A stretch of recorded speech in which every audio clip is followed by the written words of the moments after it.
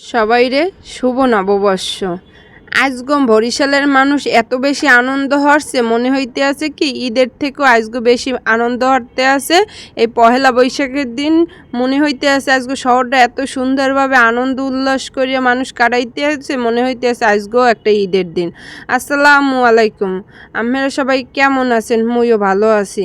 যেহেতু পহেলা বৈশাখে মোটামুটি সবাই ঘুরতে নামছে, তাই মুইও কিন্তু ব্যতিক্রম না, মুইও নামছি। দেখি মানুষ কেমন কি হরে, কোথায় কী হবে।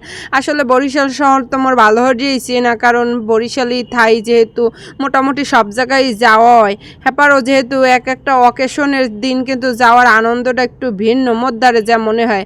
এই জায়গায় শিল্পকলা একাডেমিতে আইছি, এই জায়গায় কিন্তু মানুষেরা নাচ গান অনেক কিছু অনুষ্ঠান হইতে আছে পহেলা বৈশাখ উপলক্ষে।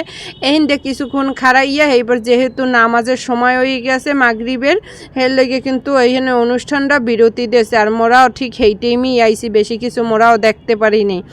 এইবার দেখতে আসেন যে কি পরিমাণ মানুষ আর মানুষ, মনে হইতে আছে মুই তো ঈদের দিনও ঘুরতে নামছি। মুই এত মানুষ কিন্তু ঈদের দিনও দেহি নেই।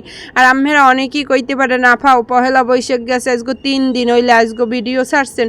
আসলে এইটা কিন্তু পহেলা বৈশাখের দিনই ভিডিও করা আসলে, যেহেতু নানা কারণের লাগিয়ে কিন্তু ছাড়তে পারি নেই। আর চারিদিকে যখন অনেক গ্যাদারিং হের লেগে কিন্তু 30 গুডনের ওই পাশ দিয়ে আর ঢুকতে পারি নেই। হেবে এই পাশে সেলফি রোড দিয়ে আস্তে আস্তে করিয়া ঢুকতে আসি, কারণ এই জায়গাটা একটু গ্যাদারিং কম। আর এই জায়গায় কিন্তু একটা নতুন রেস্টুরেন্ট দিয়েছে, মানে নতুন না, কিছুদিন হয়েছে, 2-1 মাস হয়ে গেছে।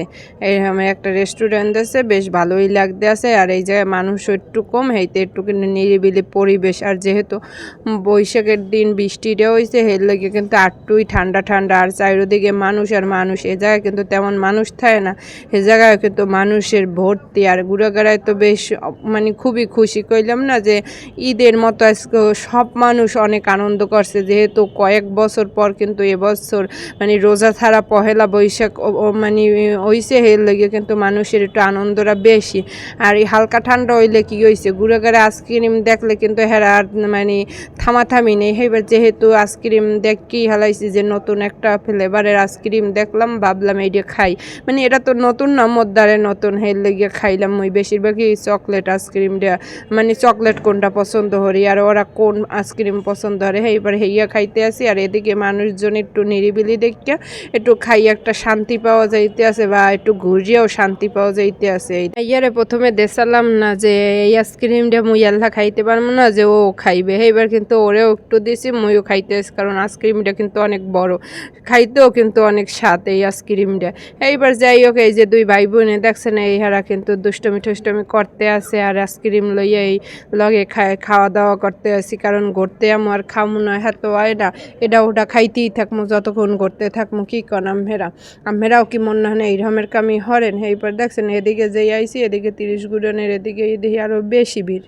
মোরা কিন্তু আজকে প্ল্যান করে রাখছিলাম যে ভিলেজ পার্কে যাবো, কারণ ভিলেজ পার্কে কিন্তু 7 দিন ব্যাপী একটা বড় মেলা চলতে আছে পহেলা বৈশাখ উপলক্ষে। কিন্তু এই জায়গায় রাস্তায় যে এত মানুষের ভিড় দেখা আর ভিলেজ পার্কে যাওয়ার কোনো শখই আসলে না, মানে ওই মানুষ দেখকেই হয়ে গেছে। এইবার পরে কিন্তু প্ল্যান চেঞ্জ করে যেহেতু 30 গুডনে মনে হয় ভিড়টা কম আছে, কারণ ওই ভিলেজ পার্কটা অত বড় মাঠে তিল পরিমাণ জায়গা খালি নেই। কিন্তু ও মারে মা, এদিকে দেখি ভিলেজ পার্কের অর্ধেক মানুষ দিমগ এই 30 গুডনেও আছে, যে এখানেও তো মানুষের কোনো কমতি নেই। মুই কিন্তু ঈদের দিনও এত বেশি মানুষ দেখি নেই এই 30 গুডনে, পুরো রাস্তায় আজগো একসের মানুষ এই পহেলা বৈশাখ উপলক্ষে। আর মাইয়েরা তো অনেক ধরনের কথাবার্তা কইতে আছে, মাশাআল্লাহ দিলেও তো আজগো অনেক খুশি, কারণ মানুষ দেখলে ঘুরাঘুরে একটু খুশি হয় আনন্দের মাঝে। আর ভিডিওটা ভালো লাগলে বেশি বেশি শেয়ার হয়ে দেবেন। আর পহেলা বৈশাখে আপনারা কেটা কোথায় ঘুরতে গেছিলেন কমেন্টস করে জানাই দিয়েন। আর দেখছেন ও খেলনা কিনবে দূরপিন, হেয়ে নিজে নিজে আবার হেয়ে কইতে আছে যে ও কী কিনবে।